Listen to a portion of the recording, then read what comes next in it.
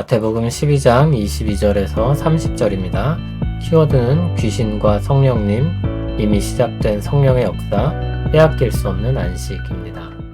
그때 귀신 들려 눈 멀고 말 못하는 사람을 데리고 왔거늘 예수께서 고쳐주심에 그 말 못하는 사람이 말하며 보게 된지라. 우리가 다 놀라 이르되 이는 다윗의 자손이 아니냐 하니, 바리새인들은 듣고 이르되 이가 귀신의 왕 바알세불을 힘입지 않고는 귀신을 쫓아내지 못하느니라 하거늘, 예수께서 그들의 생각을 아시고 이르시되 스스로 분쟁하는 나라마다 황폐하여질 것이요 스스로 분쟁하는 동네나 집마다 서지 못하리라. 만일 사탄이 사탄을 쫓아내면 스스로 분쟁하는 것이니 그리하고야 어떻게 그의 나라가 서겠느냐. 또 내가 바알세불을 힘입어 귀신을 쫓아내면 너희의 아들들은 누구를 힘입어 쫓아내느냐.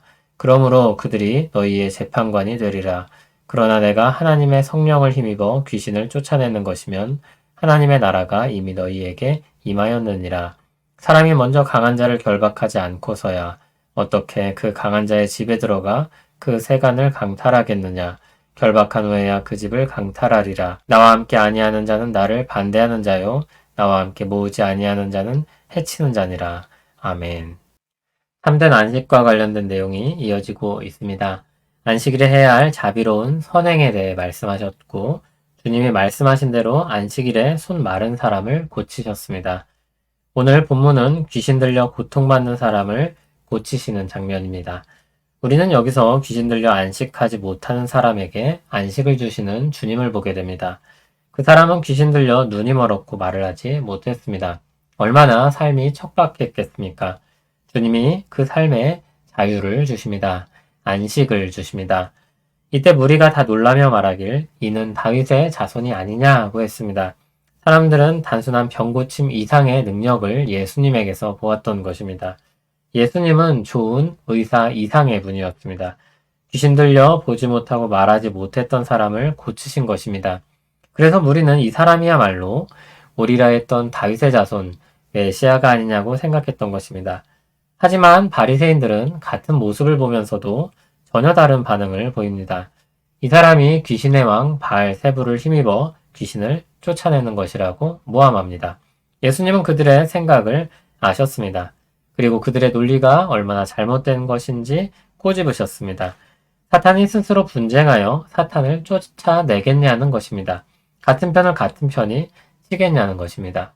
또 그들 중 귀신을 쫓아내는 사람도 있는데 그들은 누구를 힘입어 쫓아내느냐고 반문하셨습니다. 그들이 너희의 재판관이 된다는 말씀은 귀신을 쫓아내는 그들에 대한 입장이 바리새인 스스로를 판단하는 잣대가 될 것이라는 것입니다. 그들은 결코 자신들에게 속한 사람들이 귀신을 쫓아낼 때 바알세불을 힘입어 행한다고 말하지 않을 것입니다. 그런데 유독 예수님에 대해서 불공정한 판단을 하고 있는 것입니다. 오히려 만일 예수님께서 하나님의 성령으로 귀신을 쫓아내는 것이라면 하나님의 나라는 이미 임한 것입니다. 주님은 성령을 힘입어 임하셨으며 하나님의 통치가 실현되어 그들 앞에 있다는 것입니다. 그 결과 귀신 때문에 안식하지 못했던 사람이 참 자유를 얻게 되고 안식할 수 있게 되었습니다. 하나님이 통치하시는 나라에 마땅히 참된 안식이 있을 것이기 때문입니다. 29절에서 주님은 사람이 먼저 강한 자를 결박하고 세간을 강탈한다고 하시므로 귀신 들린 자에게 들어간 귀신을 먼저 무력화시키고 귀신을 쫓아내어 고치셨다고 말씀합니다. 하나님 나라에는 귀신이 설 자리가 없습니다. 그러므로 주님과 함께 아니하는 자는 하나님 나라에 반대하는 자임을 스스로 밝히는 셈입니다. 그들은 예수님 편에 서 있지 않았으며 오히려 그들이야말로 귀신 편에 가까운 자리에 있었던 것입니다. 예수님은 하나님 나라를 성령의 능력으로 임하게 하는 분입니다.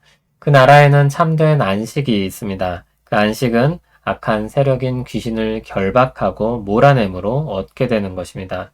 사람들 안에 있는 악한 것을 제거할 때 비로소 안식하게 됩니다. 주님께서 오셔서 십자가의 일을 이루시고 우리에게 성령님을 보내주십니다.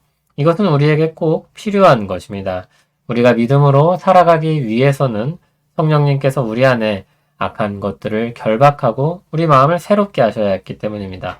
그렇게 우리에게 하나님 나라는 주님을 통해 이미 임했습니다. 우리 믿음을 가로막는 장애물들을 성령께서 제거하시고 믿음을 갖게 하셨습니다. 믿는 자에게는 이미 성령님의 역사가 있으며 그로 말미암아 임한 하나님 나라가 자리하고 있습니다. 우리는 그 안식을 얻은 사람으로서 믿음의 여정을 시작했고 또 가고 있는 사람들입니다. 예수님은 성령의 능력으로 사람들에게 안식을 얻게 하셨습니다.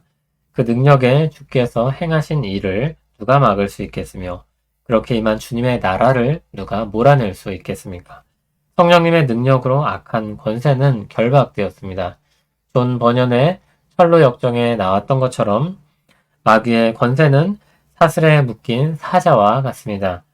으르렁거리는 소리가 두려움을 자아내고 당장 발톱을 꺼내 우리를 해할 것처럼 느껴지지만 우리는 안전할 것입니다. 그들은 결박되었기 때문입니다. 그 누구도 그 무엇도 우리에게 주신 하나님 나라를 빼앗지 못할 것입니다.